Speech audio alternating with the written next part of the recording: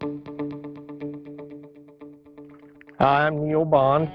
I live in Clinton County, and we farm about 1,300 acres. And this year we're cooperating with the Ohio State Extension on a nitrogen study trial.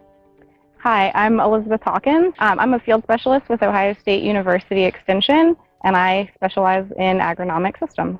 Nitrogen is one of the most important nutrients a corn plant needs for yield. But then on the other hand, there's also the expense and the environmental consequences of maybe having too much nitrogen on the soil. We're kind of looking at the timing to try to best utilize the nitrogen that we put on. We have a pretty good idea of how nitrogen interacts with the soil, but we don't have a good idea of learning in season when we're going to need nitrogen and when we're not going to need nitrogen.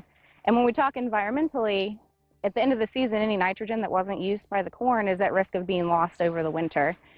You look at the yield benefit from the extra nitrogen, and if we can continue to increase nitrogen and utilize it through the plant and not leave it in the soil for it to leach out, then that's where we see our best efficiency and economic return. I probably look at it both as an economic and a yield, because they kind of go hand in hand in a sense, because you have to have the yield there to get the economic return to it. But then on the other hand, nitrogen is one of the most expensive things we do put into the crop, and so we don't want to overdo it and be wasting money by applying too much. We always like trying to experiment with different things on the farm and trying to figure out ways we could do things better or more efficiently. And when Elizabeth came to us and asked us to participate in the nitrogen study, I thought that was a good fit, because we respect what research comes out of OSU, and when it's on farm, it makes it even more valid to farmers, and instead of just seeing it in a small plot someplace. We basically have 4 treatments here, and of course the first is the no nitrogen at all. What we're kind of looking at there is how much does the soil actually provide on its own. All nitrogen up front. We got 210 pounds of nitrogen up front. We applied that right after planting, so it was a pre-emerge application. It was injected using our side dresser, so it was injected in the soil. The next treatment was split applied. We had 45 pounds down at planting, and then we came back and added 165 to 180 pounds. We got different strips out here at about V5. The last application was at V10. That stage, putting on around 165 pounds at that time.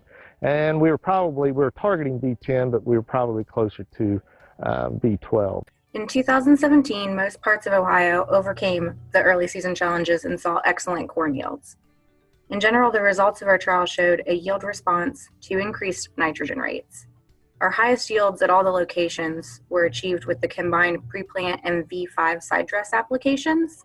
We did experience a dry stretch after our late season applications that may have reduced our uptake efficiency. As a result, we saw a slight yield penalty when we waited to apply nitrogen until the VT stage. This research was conducted at 3 locations in Ohio: Clark, Clinton, and Fayette counties. Due to the challenging spring, our planting dates were separated by over a month, with the Clinton County plots being planted in late April, Fayette County being planted in mid-May, and Clark County not until early June.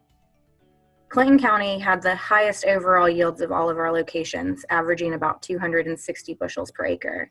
Making the second nitrogen application paid off across the board, whether it was at V5 or V10. The second application, when it occurred at V5, had slightly higher yields compared to when the second application occurred at V10.